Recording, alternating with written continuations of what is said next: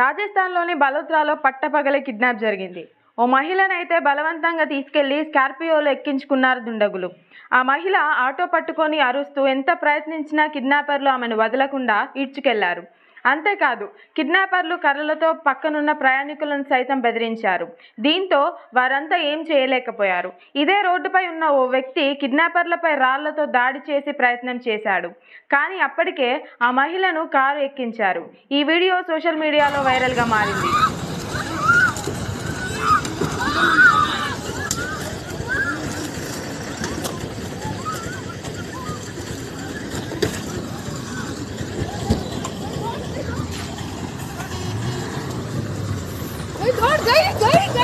అసలు ఏం జరిగిందంటే, బలోత్రాకు చెందిన కుల్దీప్ అనే వ్యక్తితో శివానాకు చెందిన మంజు గత కొంతకాలంగా ప్రేమలో ఉంది. అయితే వారిద్దరూ నవంబర్ 11న లేచిపోయి పెళ్లి చేసుకున్నారు.